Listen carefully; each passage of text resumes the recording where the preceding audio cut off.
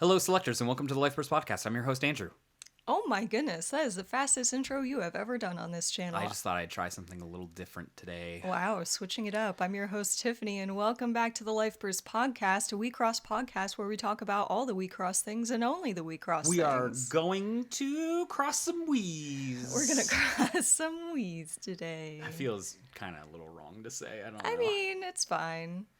We're going to cross some wishes. We're going to wish across. We're going to wish across the universe to everyone. Hey, so, hi, everybody. Hello. Hello. I wanted to point out that I love it when you guys post. That is one of our favorite things is actually regarding... We like commenting to your comments. We like replying to your comments. Is what I'm trying to say. We love reading the comments because you guys are sometimes a lot smarter than us. Yes. We really appreciate your corrections, your suggestions, and all of your comments. So thank you for posting. Do we have a comment of the day? We do. I'm just trying to find it really, really quickly here.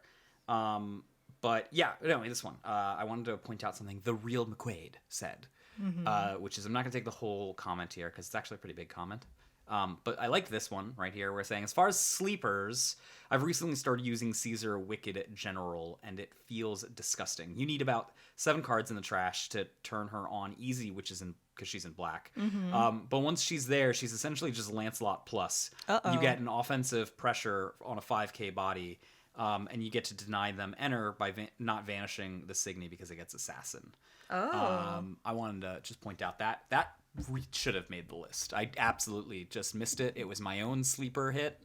All right. It's good. It's a really good one. So if you're in black and you have some amount of mill in your deck, you're playing Baphomets, you're playing something like the New Bernices. It is exceedingly easy to have a turn 2 aggressive Lancelot in black with Caesar. All right. Good to know. Yeah, I didn't even think of that one either. So that's a lot of fun. Yeah, it gets played at our local pretty often. One of our guys who likes playing virtuals plays it as one of his tech cards outside of virtuals that he plays, and it does work, you know.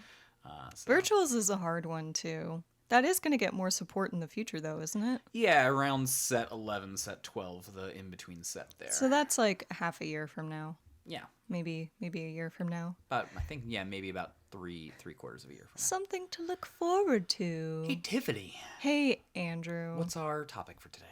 We're going over archetypes. Yeah, well, we're specifically going over like the idea of like what archetypes should you play? What are archetypes? Like what are super archetypes? Right? We know the idea that white aggro, red aggro, black aggro, they all seem to be aggro. They're different from each other. They are different. Notably, they're aggro decks. Yes.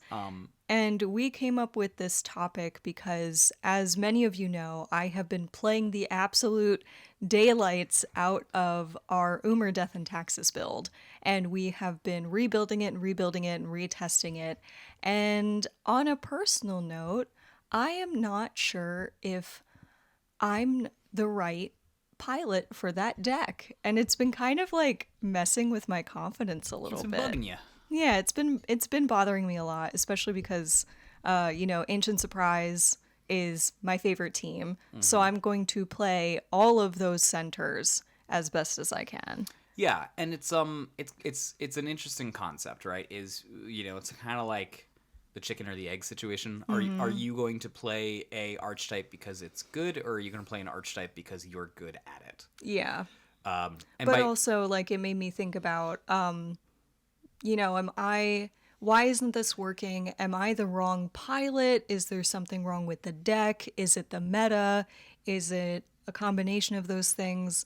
So I've been deep in thought in the Wixoss land. Yeah. So today we're going to be going over some more archetypes so you guys can make a decision for yourself, and maybe I'll learn something along the way. Wow, we love player growth. And talk about player growth here real quick before we even dive into this topic. It is worth mentioning that it does take a special mindset to look at something that you're looking at right now and saying, well, maybe I am the problem, and not take that like often, not take it like defensively or Like to personally. Personally, yeah. It's just like sometimes you might realize you're not great at an archetype, but that doesn't mean that you can't be. You just need to learn how it works. Yeah.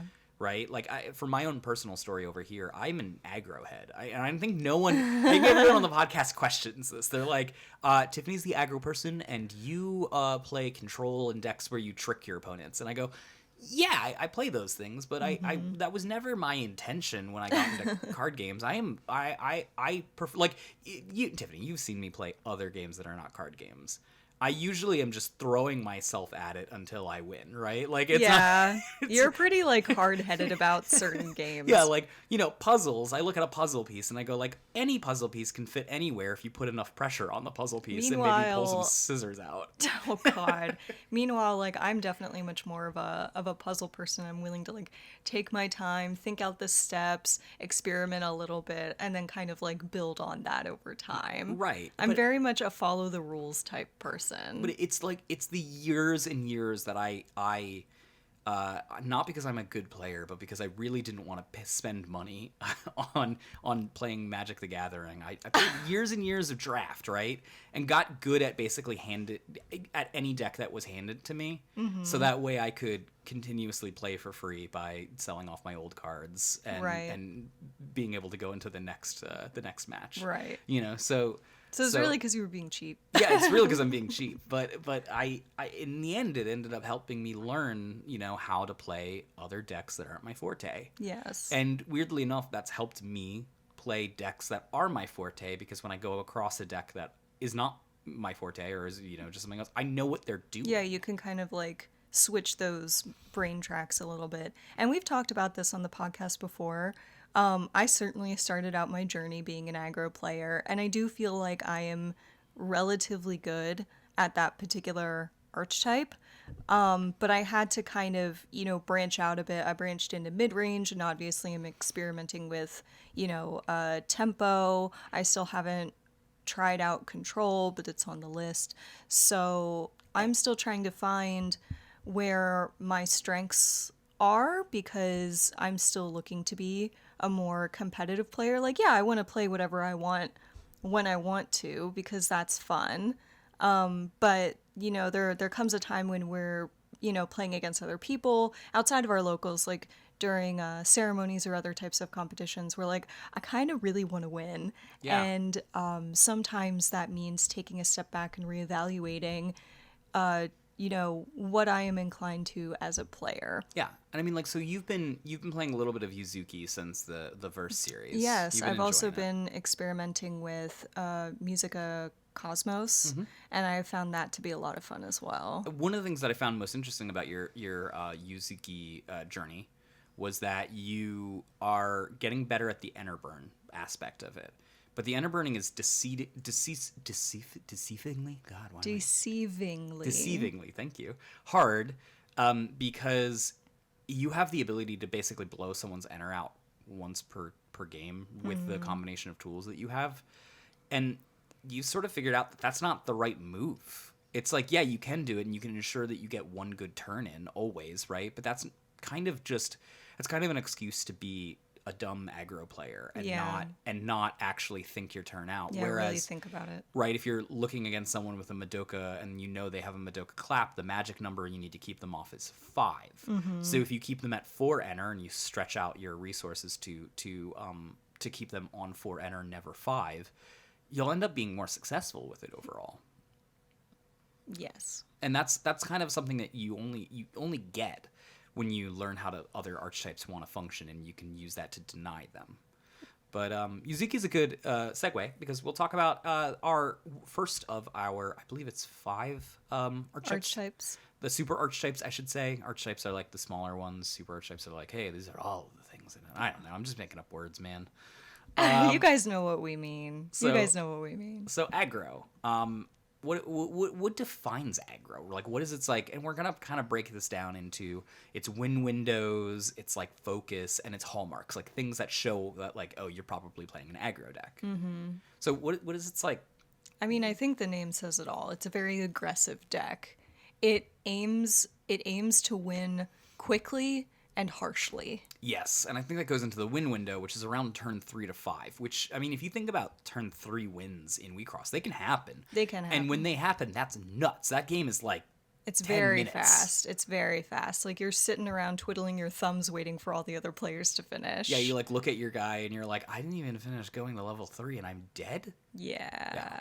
Yeah, dying after like a single turn of being a level 3 grow is kind of brutal. It was much more common at the beginning of the game, like the first 2 sets, I'd say. Yeah. But certainly now it's not very common. No, I don't think so at all. But that's why it's also like extending to turn 5. Especially with some of the decks that we have in the meta. But again, this is the fastest deck. It Right. wants to win, and it wants to win now. And I think this actually, knowing your win window is kind of important if you're an aggro deck yourself, is to know, hey, I have to put the gas pressure on, right? I can think of fancy things here, but is that going to help me hit my win window? And if the answer is no, you probably should Yeah, you default can to the kind other. of like stay off of it. And that's kind of that's the difference between a good aggro player and an average aggro player, is being able to take your foot off the gas for a second to maximize your next turn. Like, yeah, you can swing as hard as you want every single turn, but you're going to run out of gas. Yeah. So you have to know when to be patient so that you can hit harder and more efficient the next turn. Yeah, I think we were Which playing... is why we say that aggro is not a dumb like way to play. You just have to play it the right way. Yeah, I think we were playing Yuzuki recently, and you very calculatedly figured out that there was no way you can keep me off of 5 enter. So instead of overextending into a Madoka clap, you just put down a Diabride and made you were like, it takes no effort on my part. If you decide to go with your Madoka clap, you're gonna lose more enter, and on my next turn I will be able to deny you from wiping down my lane. Or you can deal with it right now. And if you do that, it's just, I've made it awkward for you. You don't get all your efficiencies off, and you still have to enter burn. Like, that was the right move to just still be able to be offensive, but utility offensive. Yes, utility offensive is a good way to describe it. So obviously your focus for your aggro decks is going to be inflicting damage, open lane, crush life cloth. Yep. It is a deceptively simple concept, but that is the concept. Right, but you need to also figure out, again, what your opponent is doing, right? Because if your opponent, you don't want to just open up lanes and then fall into a Madoka clap. Like, that's the stupidest thing you can do, and then you will lose the game. Right. So you also, your focus is damage, but that is, to caveat, damage, how much can you inflict? You have to be smart about going about doing it. Right. So some of the hallmarks about an aggressive deck is it's going to be offensive over defensive, and you're going to want to try to get in more than 4 damage a turn. So you're trying to maximize each damage a turn in the smart way, and you're going to be blowing through resources. Yeah. So what we mean by that is you're either going to be trying to blast through your opponent's field, so they will constantly have to find resources to fill their field, or you're going to be using all of your enter and all of your hand to maximize your turn. Yeah, I do think you as the aggro deck are just innately less efficient than all the other decks are, because you just need to blow resources for speed. As long as you have 3 cards in your hand, you're good. And I want to be clear here, aggro, if you just make an aggro deck that focuses on purely damage, you probably won't win anymore in this game.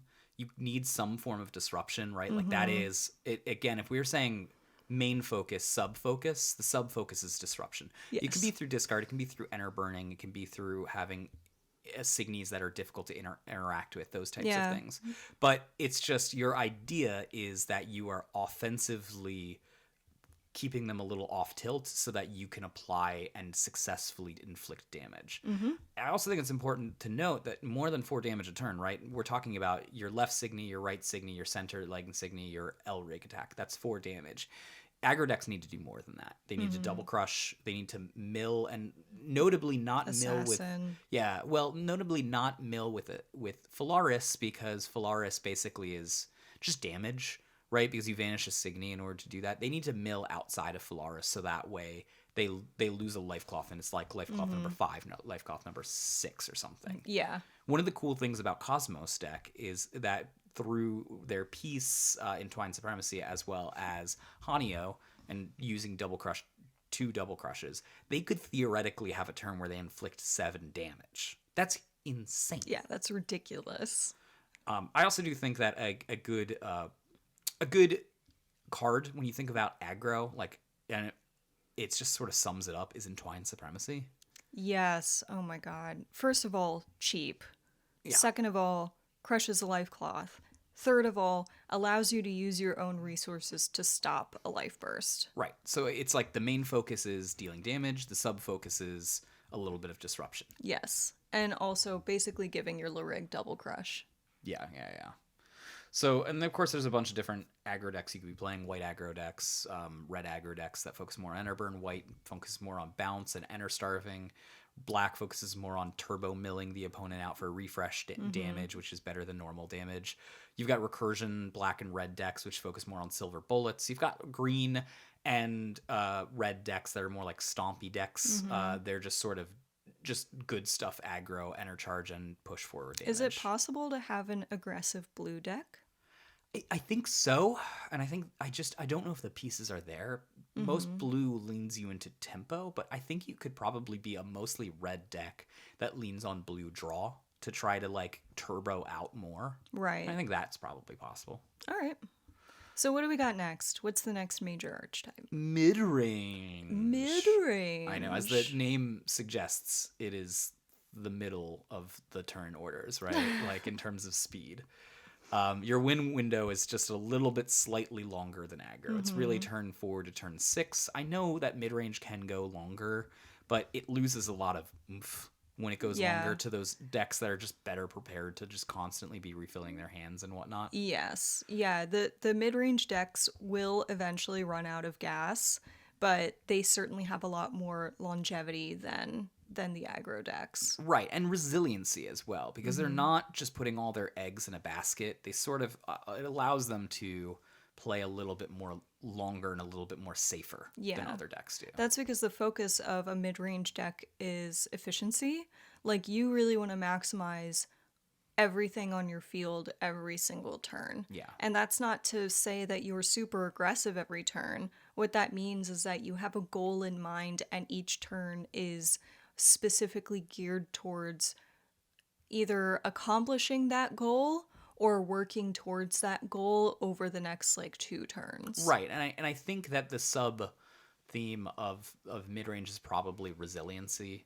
So like it's resistant to discard, it's resistant to enter burn, it's resistant to negative interactions, because innately these colors that attract mid-range, which usually are green, by the way, is a good one for that color, but green, black, white, and maybe a little bit of blue here and there, ends up being more of this like, I don't really care what you're doing, I'm fine, right? Like you got removal, cool, I've got Exia. You've got ways to enter burn me, cool, I've got enter charge. You've got ways to make me discard, cool, I'm recurring stuff back to my hand from the trash anyways, so it's like your discard didn't matter. Yeah. Yeah, it is kind of like, I feel like when you're playing against a mid-range deck, it's not like they're super blocky, like they're certainly not control, but it is like running into like a fence every now and then. It's not a brick wall, but it's certainly like you're running up against an obstacle. It's a little hard to like get the upper hand on that. Yeah. And this is the deck that's probably more likely to run that 3-stop, especially because the 3-stop reeks of efficiency. Oh, it does, doesn't it? It's got such flexible costs. Sometimes the discarding is the cost, sometimes the enter is the cost. You know, like it's really working on trying to maximize that efficiency, right? Like this is the type of deck where you're going to see more synergies than the other types of decks. Yes, they're very, very synergistic decks. I think that the first kind of, I feel like the first sort of deck that we saw that was really leaning into mid-range would be the Musica deck. Absolutely. The classic diagram setup. Surely. Because it's a very balanced deck. But also, I think that one of the biggest hallmarks for a mid-range deck is that every single card has a job. It leans a little bit into like the good stuff deck range, Yep. but every single card in that deck has a job, and when you draw those cards, you want that card to do the job to the best of its ability. And it's also like mid-range is definitely one of the decks that like you don't want to be in a position where you can't maximize your assist grows. So for instance, if you were playing a classic diagram and you had a Madoka clap, you would wait until you can fully like pay for all of the abilities on Madoka clap.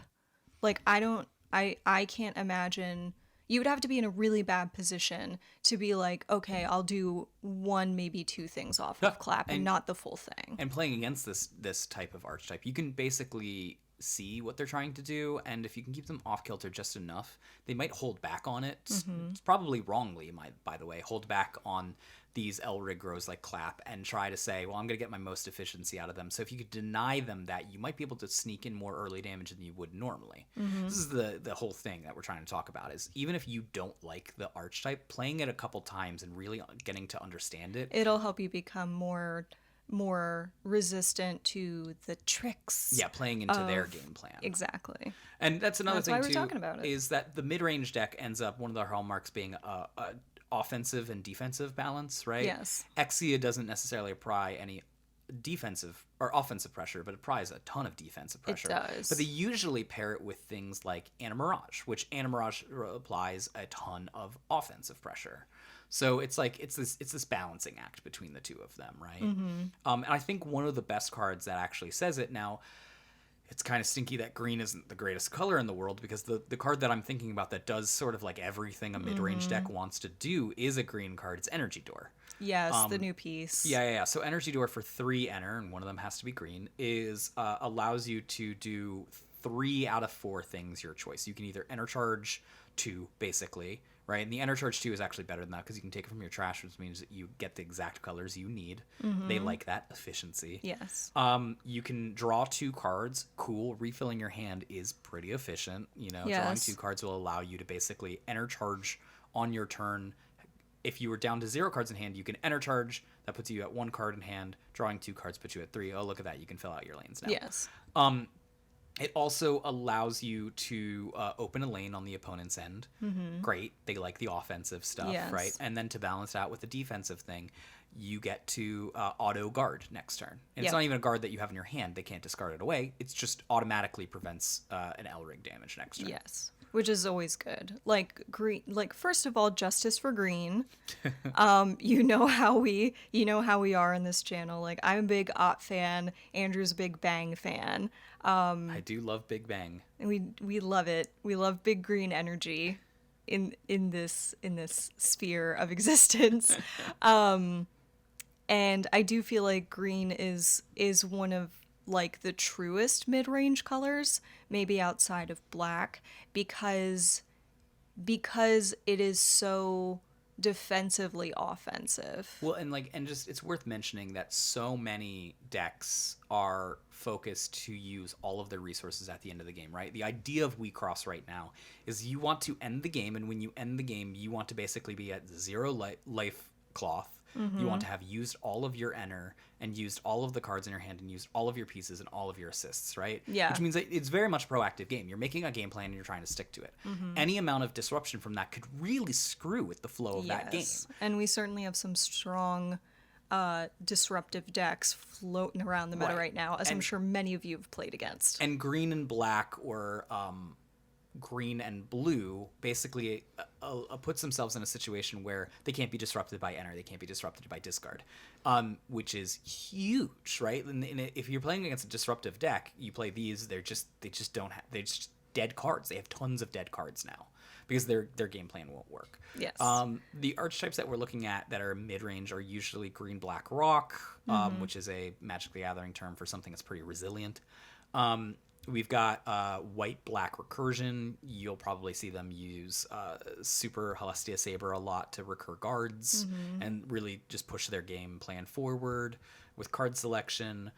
There's also blue-black discard, There's also blue-black discard control sets, but the differences are the control decks are usually a little more late-game discard and more like freeze-oriented, whereas the mid-range versions are usually mono-min quick discards, but they're blowing their own resources to do that. So you can kind of see the difference between the two of those. And we'll go more into control in a little bit. Yes. But our next archetype is tempo, which I have become quite familiar with, despite my struggles in trying to make it work for me. It's true. We've basically been boot camping. I know, we really have. Like we've been playing some of the slowest frickin' games with my Umer deck, just trying to like really, really think about everything that I need to do to make this deck work. And for those of you out there, you know, I'm a jock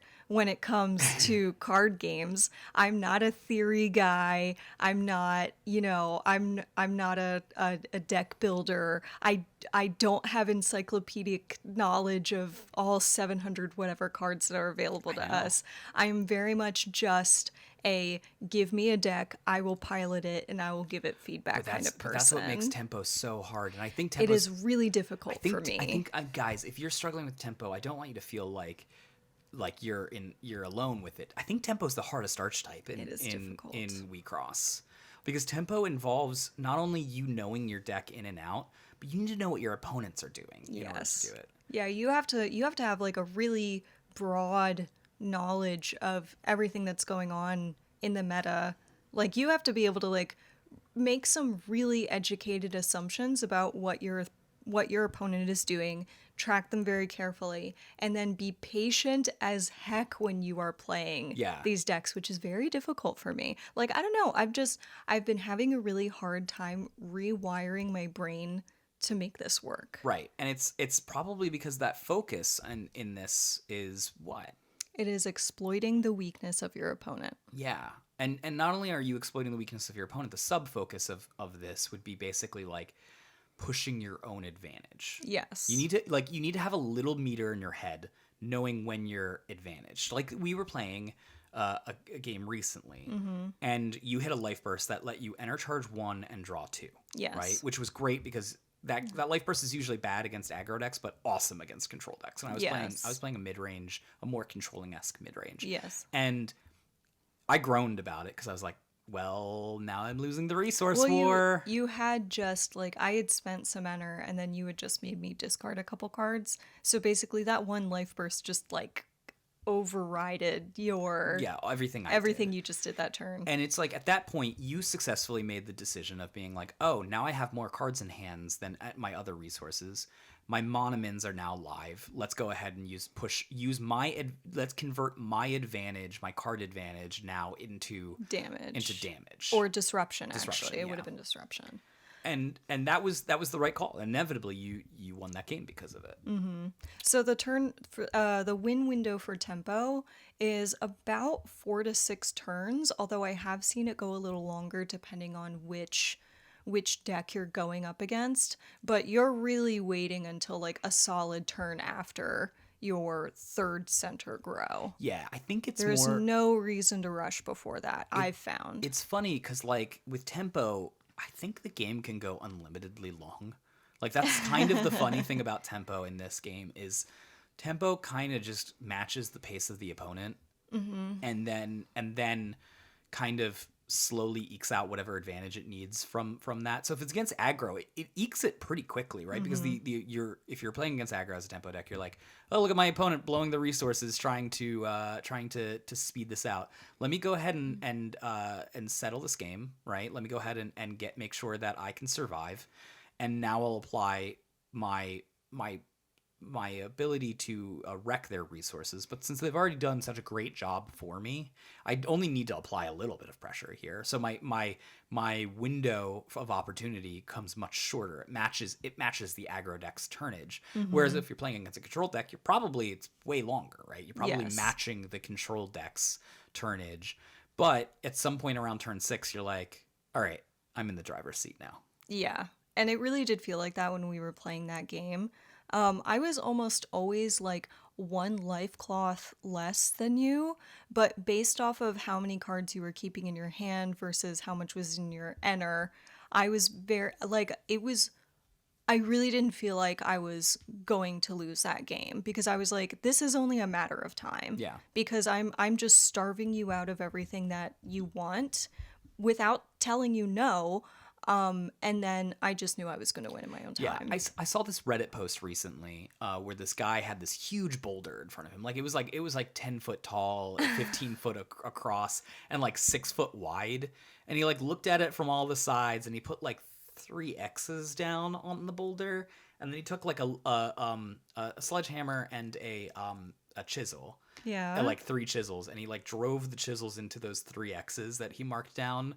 And then the whole thing split in half. What? Yeah, and he was like, cool, did it. And it's like... That's tempo. That's tempo. It's like tempo needs to very quickly identify what deck they're playing against, what is their weakness, and how they can use their advantageous stuff in their deck to do that, right? Because like, let's say you're playing Umir, which is a deck that deprives enter. It's a deck that deprives cards in hands.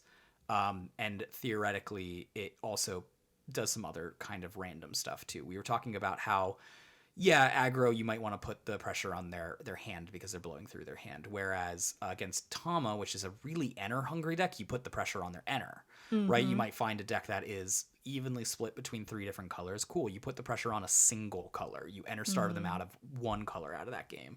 And then we brought up Card Jockey, and we were like, well, how would this deck work against Card Jockey? And you picked it out immediately. You were like, Card Jockey wants to go off with their combo. Their combo involves having level 3s and spells on the bottom of their deck. This deck has 4 ways to put things on the bottom. You put level 1s on the bottom. You put level 1s on the bottom. And because you're just saturating their deck with the thing that they don't want to see. So, and that's what we mean by recognizing a deck's weaknesses that you're going up against, and with pinpoint focus, breaking that down and then winning when it is your time to win. Right. And I mean, I think you hit a nail on the head there where you were like, I hit a nail in a boulder. You're like, my focus is disruption. The damage will come naturally. Yes, it'll come over time. And the hallmarks of this deck are stuff like 2-for-1s, right? Like when the most nasty thing that you can do, I think the 2 premier tempo decks right now are Death and Taxes, Umir, and Aya coins. Oh God, that deck is so annoying. And there's some really nasty 2-for-1s you can do in both those decks. Like for example, you can run Yukimi. How am I pronouncing it? Yukime. May. Good. Yukime. Keeping up my branding of messing up names. You play that card in front of the Hastilic, force your opponent to trash the card that's in front of it, and then Umir moves it into a different lane, and then you get a 2-for-1. Oh, look at that. You get to now trash another Signy. Another one might be that in Aya, you might use their once a game ability to turn their card over, but then you keep using Yukis to put cards on top of the card, and then they can just never flip it over. It's just like a nullified resource, which is so annoying. Yeah, it's super, super annoying, and that kind of is one of the hallmarks of tempo, is just figuring out how to eke these weird 2-for-1s out of this game. Right. So what's next? We're going to go into control. Sure. Because I think it's really important to recognize the differences between tempo and control. I think that they're really easy to get confused. Tempo has so much overlap with like every single archetype that it's hard to define. But I want to also say, aside from your normal tempo decks, which generally speaking we cross our white-blue decks that strain resources, there is also a theoretical deck that exists that just there hasn't been a center for it yet, where it's blue, red, black tempo, and it's stressing the opponent's enter, it's stressing opening lanes, and it's stressing with discard, and it's sort of doing disruption on 3 different axes points. Does that make it less efficient though?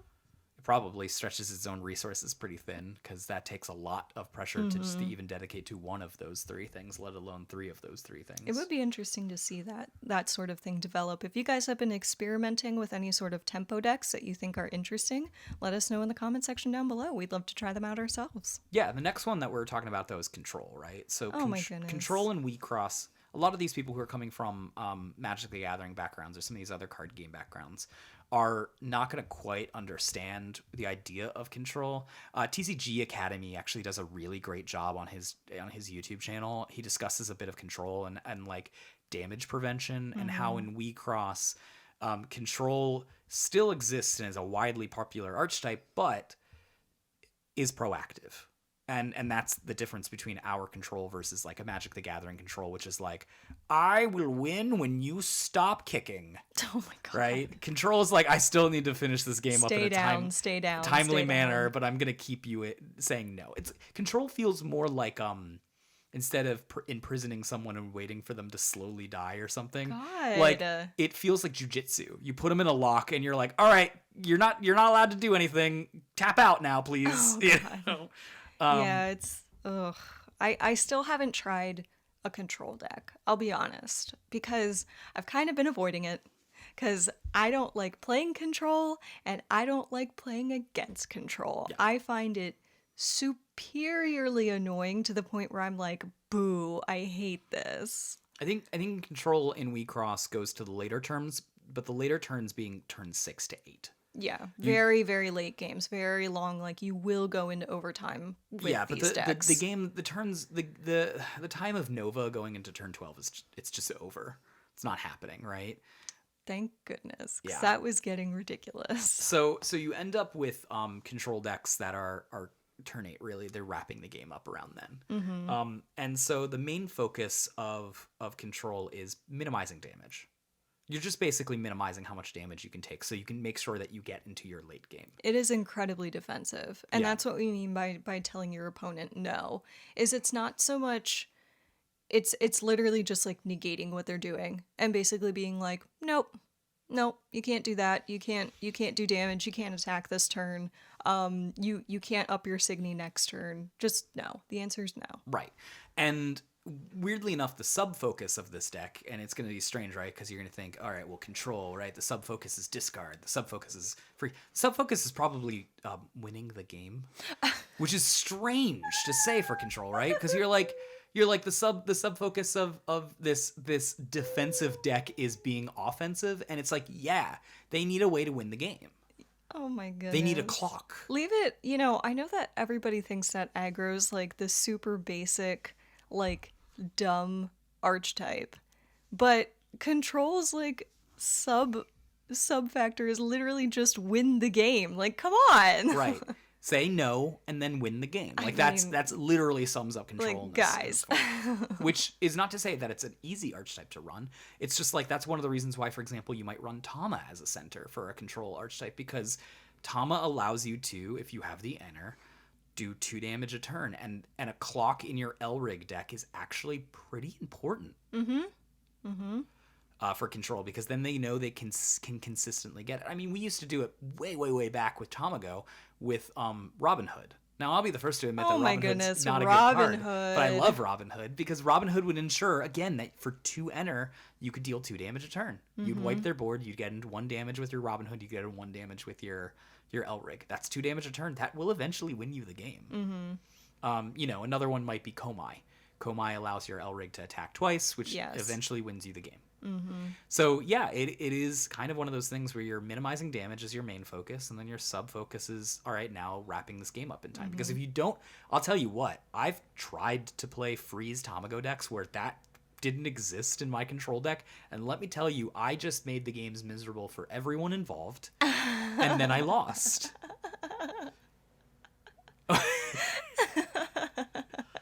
Sorry, that's just really funny. It really was that. It was just everyone was like, can you just concede? I will win this game. You have no way to win this game. That's so funny. And I'll be like, no, I want to go to turn 12, go to time, and then have a draw. And then we both lose. Right. I want to end my event run 0, 0, and 4. What is it? 0, 4, and 0, whatever the draw is, where you only draw 4 games in a row.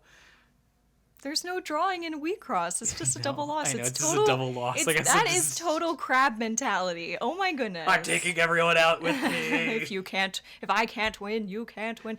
Sorry, this is not to like put down like control decks or anything like that, or control players. No, like, just put a clock in your control deck. yes, it's an incredibly valid archetype, which is why we talk about it. You're just talking to two people that don't like playing against it, so we're very, very biased. But of course, if you like playing control, we would love to hear from you in the comments section down below. Look. Please, you know what? Give me your favorite control deck and I will try it, because I have to play control to grow as a player. You're talking to the guy who got 5th in the ceremony using the most controlling of control decks, Nova. Ugh. And where everyone else was like, yeah, we don't really need damage output because we'll get there. I was the one being like, no, we need 4 Demeters and we need 4 Komais. I need as much damage output as I can. Hell, I'm gonna go to Tamago Beating because I need just a little bit more damage output, because it's, even though it's control deck, you gotta win in certain times. Hey, what's the hallmarks of control?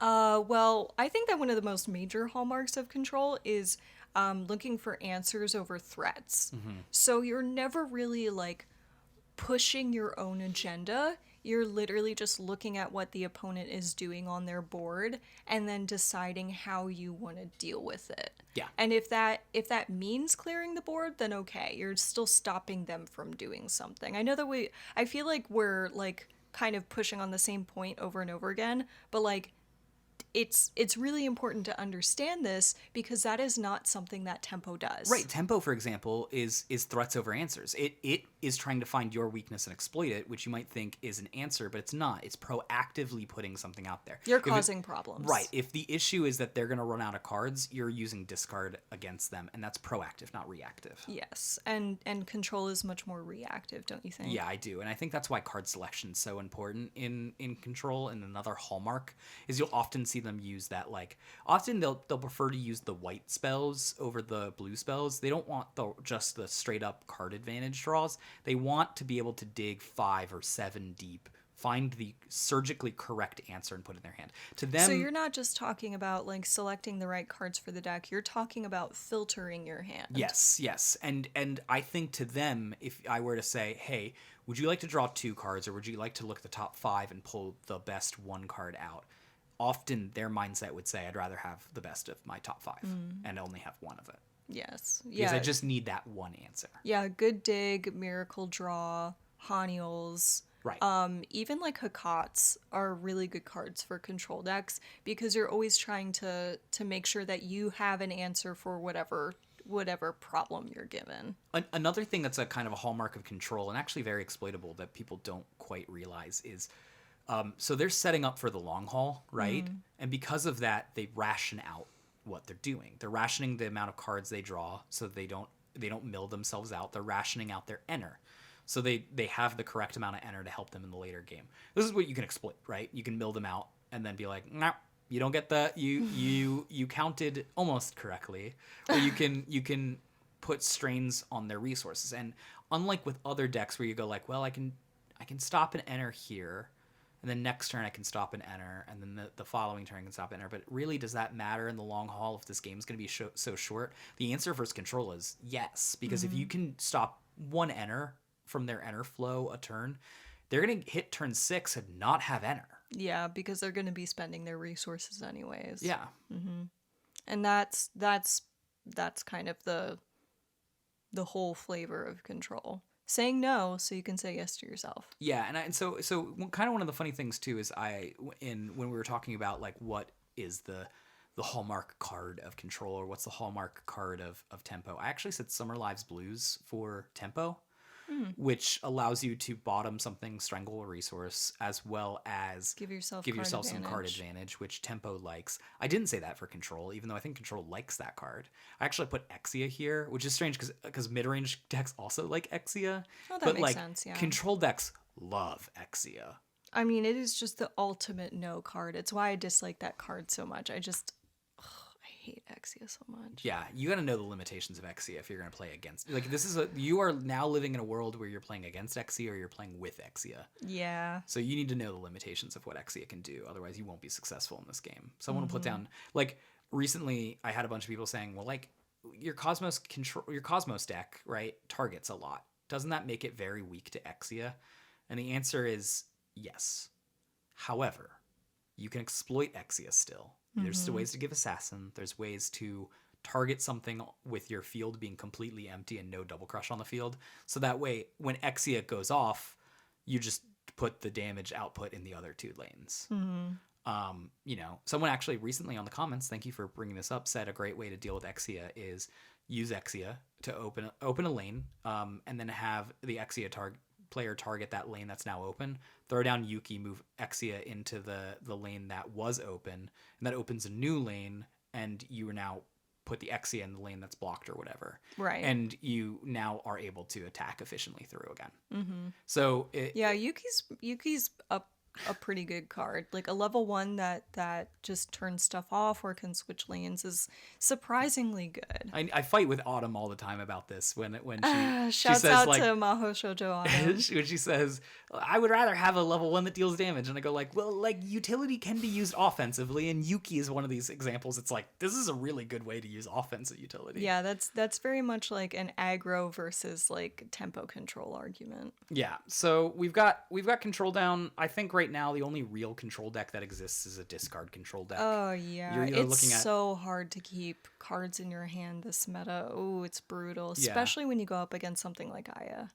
And I know that Aya is more of a tempo. It prefers that you don't have cards on its turn. It doesn't really care if you have cards on your turn. Yes, but the control discard is also... Yeah, control discards defensively, whereas Aya or Umir Aya and Umir discard offensively. They don't want you to have guards. The control deck doesn't want you to have cards. Because if you have less cards, you have less options. Yeah, that's actually a really good way to put it. That's a good way to put it. Sometimes the tempo decks will also do that when they think that's the right move. But again, the tempo deck has decided that is the correct way to win against this deck, and is now going down that game plan. So what's our final major archetype for today? Combo. We don't have a lot of combos in the meta right now. Wixoss is not innately kind to combo. Plus, you kind of need a deep card pool to make combo really start popping. And right now we have a year's worth of cards. I think within, if we had 3 years worth of cards, we'll end up with more combo centric stuff. But right now there's only like 2 decks that exist in Wixoss that are combo, and that's Card Jockey being the first one. Like a classic Card Jockey. Yeah. With some of the updated cards. Endless Punchline being the still main one. In which I know people are still hard on like Card Jockey being like, well, it's outdated now, blah, blah, blah. It's still the only deck with an I win button built into the Elrig deck. That's true. Card Jockey still has a piece that costs 0, right? And deals 2 extra Elrig damage. We were just giving the accolades to Entwined Supremacy, which costs 1 and does 1 extra damage on that turn. This is one that it costs 0 and does 2 extra damage on the turn. I think that if I could just like not get on a soapbox, but kind of be off topic for a second here. I understand that a lot of people, especially with how many options we have for team building, they probably shy away from Card Jockey because there's better assists than Wolf and Love It. Yeah. And I understand that. But Card Jockey, the piece for Endless Punchline is very strong. Still and especially really with some of the white cards that we have been getting recently. Yeah. Card Jockey is still one of the, it's been one of the most stable decks. Yeah. It has been good since it came out. And while it's not the most popular or maybe the most competitive, it's a solid deck. Yeah. And why is that? I just think just because of the piece, the combo itself is just strong, right? Like we look at like No Limit, and No Limit was the strongest deck and now is sort of fallen by the wayside. And the main reason is Entwined Supremacy takes over the role of Glory Grow. Yes, and you get to pick your assists. Right, and the picking your assists is more advantageous than the change of the Glory Grow costing 0 and Entwined Supremacy costing a single red, right? That is worth the trade-off. Here, it's still an argument to be made that 2 extra damage in your Elrig slot is worth having a little slightly, and they're not great, they're not super gimped, but slightly gimped Elrigs, assist Elrigs. And well, I think the other thing that makes this particular deck and some combo decks really stable, is that these are the most synergistic decks. Yes. Like, they're not just, trying to accomplish a goal. The whole deck Is an engine. is Functions. the engine. Right. Like, the caveat to these is that this is your glass cannon. The whole deck is built to accomplish one thing. Yep. Each turn you need to be building up towards that one thing. Right. And then when you do that one thing, if you pull it off correctly, you will win the game. You were right. And that's but why if you don't, you will lose. Yeah, and that's why we put down for the focus for this deck being it sets itself up. It's just, you'll see that it's constantly setting itself up. Not in the same way that Control is, where it's trying to filter and find the answer. It's just trying to do long game setup to be like, all right, when do I pull the trigger on this? It's also worth mentioning, we talked a little bit earlier about like, well, what's its sub-focus? Is it sub-focus like, executing combo? And the answer is no. It's just surviving long enough to do the combo, right? Because it doesn't, unlike Control, it doesn't need to worry about having a clock. The clock is the point. Yes. Right? And that's kind of interesting for the damage window. We wrote down the win window is unlike every other deck what we talked about where saying you kind of win by like this turn turn 4, turn 6. The combo win window, they look at their thing completely different than everyone else does. Yeah, their life cloth is their clock. Right. Whereas everyone else views their life cloth as sort of an HP bar that's getting drained as the game goes on. Combo is like, I just need to win before I die. Yep. Just survive, get your combo off, and you will win. And that's very hard because you have a lot of decks in here, as we discussed with the 4 other archetypes, that will specialize in a certain type of disruption, which can be really damaging to combo. So you have to have an idea in mind for certain types of defenses. Right. And so the hallmarks of this deck are you're going to see their card selection. Again, we talked about that. It's not quite the same as the Control card selection. They're setting themselves up for a larger game picture. The other thing is that their deck is basically going to be A plus B. What that means is that they need to have the cards that set up for the payoff and then the cards that actually do the payoffs. The cool thing with combo in Wixoss, and I think that the designers have been wary of implementing and exploiting this because it could become very exploitable, is it's very hard to interact with the opponent's Elrig deck. And because of that, combo can naturally be super strong in this game if like the payoffs were in the Elrig deck and then your entire main deck is A cards, then this is really hard to disrupt. However, a lot of the combos that exist outside of Endless Punchline that exist that are sort of like these tribal combo synergies or this five attack combo synergies that exist. They exist as A and B things in the main deck. And so if you're playing against combo, one of the things that you can see is you can exploit that. Yes. By saying, I'll never let you have your payoffs, or I'm going to really screw you so you're only having A cards, you're not getting the B cards. I'll never let you have the correct recipe to put them together. Yeah. So I actually really have enjoyed the combo decks when I've played them because I'm very good at kind of like having a single goal in mind in my overall game and then accomplishing it. But it is also very difficult to play combos in the meta right now. Oh. Sorry, all my alarms go off all You're at so once. popular. I think with that. Excuse us. It's telling so us unprofessional. We're running out of time. Well, anyways, as far as going over all these archetypes, I'm still not sure that tempo is actually the right kind of deck for me. I think I might go back to either combo or mid-range.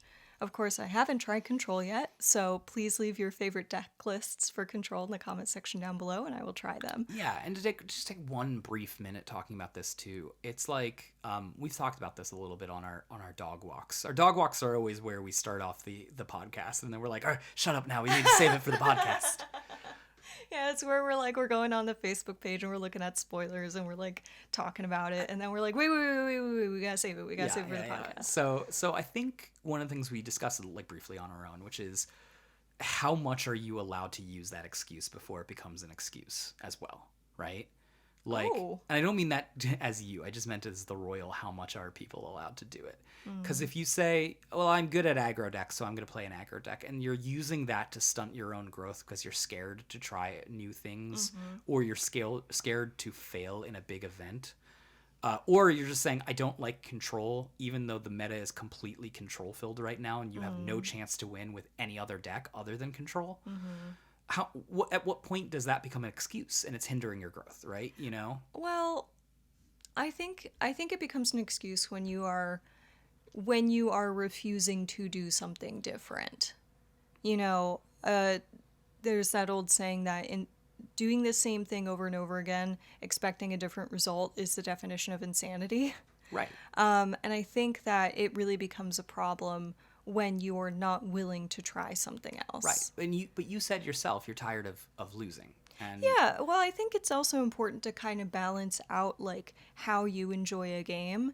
And for me, it's not like I don't want to sound like, you know, like a harsh or horrible person, but winning the game is part of the fun for me. That's fine. It's not just about the challenge. It's not just about, you know, meeting up with friends and having a good game. And all those things are fun.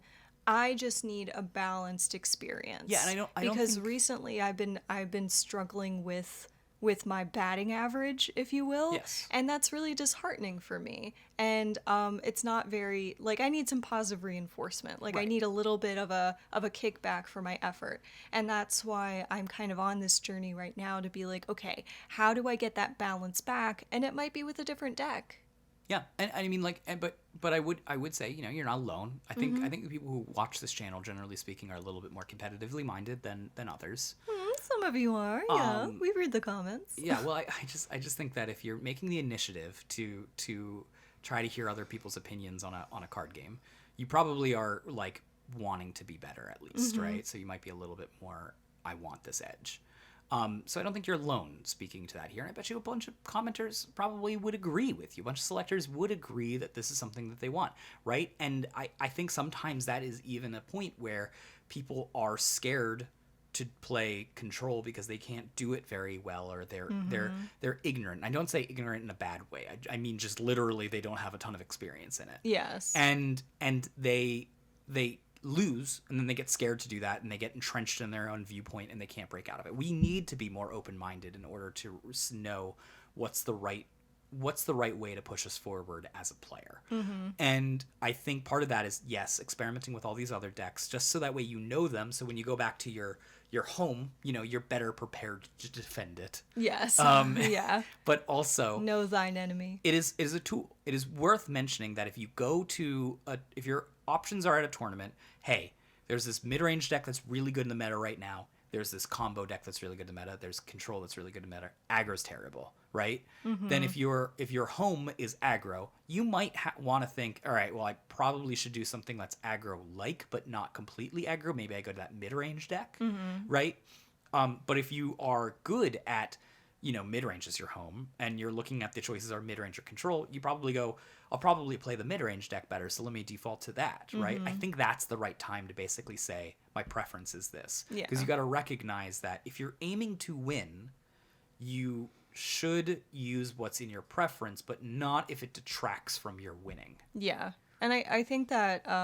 I don't think the meta is very kind to aggro at all right now. No, it's not. There's a lot of disruption happening, and it's kind of one of the reasons why I've shied away from aggro a little bit. I'm just not super confident in some of the aggro decks. It's not to say that there aren't good aggro decks. You know, Autumn is an excellent aggro player, and she talks a lot about her experiences with it. But she also has told me specifically that it is, she can't explain how she wins to other people because right now it is difficult and she needs to execute everything correctly in order to win, which is not, by the way, a hallmark of the winningest deck. That's a hallmark of a good player. Yeah. But I would argue that there's a few decks out there right now that you could probably make many mistakes in and still win, and that shows the strength of that deck in the meta right now. And this also isn't to say that you can't play the deck that you want to play. Like, I think that you always have to like self-define success and fun when it comes to hobbies. And it's just that the way that I have experienced it, I like to have a balanced experience. Yeah. So, yeah, there's definitely going to be times when I'm going to walk into my locals with my frickin' Ancient Surprise Ought Center deck and be like, I'm going to lose, but I love this deck. And that's fine. But, you know, I am a really competitive person, and I don't think that there's anything wrong with saying I need to set this deck aside I agree. and focus on my current goal, which is I want to win like Right. a couple games. Right. And you know what? I hear you. You know what? I meet you halfway here. You are right. Innately, I am a meta-driven, data-driven person. You are a gut-driven and like player instincts feeling yeah. person. So I will meet you halfway here. Both our viewpoints are right. They are absolutely correct. They're just they are slightly contradictory to each other, but they're 100% correct. Either way is valid. This podcast for this one's just talking about if you feel like you need to grow as a player, what might be an option for you to do it. But, you know, if you feel like, for example, sometimes, like I feel right now, I've played a variety of different decks. I can play any of the archetypes and feel comfortable with it right now. So generally, I just pick a deck I think is going to be fun for the day and I play it. Yeah. But that's just because I feel comfortable to do that after years and years and years of playing a wide variety of different archetypes that I feel like I can slip into any shoes and feel fine. Yeah. And I'm still on that journey. So next stop is going to be trying out Control, and then I'll have a much more rounded idea of kind of what I skew towards, but also what my opponents might be thinking about. Yep. See through them to their souls. See through them. That is our podcast for today. Thank you so much for listening. If you guys like this podcast and you want to hear more of us, you can subscribe. We've got more Versus videos coming up in the future. Please go over to our community page and vote on what decks you want us to play against. And we'll play them against each other, and you guys can see sort of how we like to play our games and give us feedback on it. But as always, thank you so much for listening, fellow selectors, and may you always flip a life burst. Bye. We'll see you next time.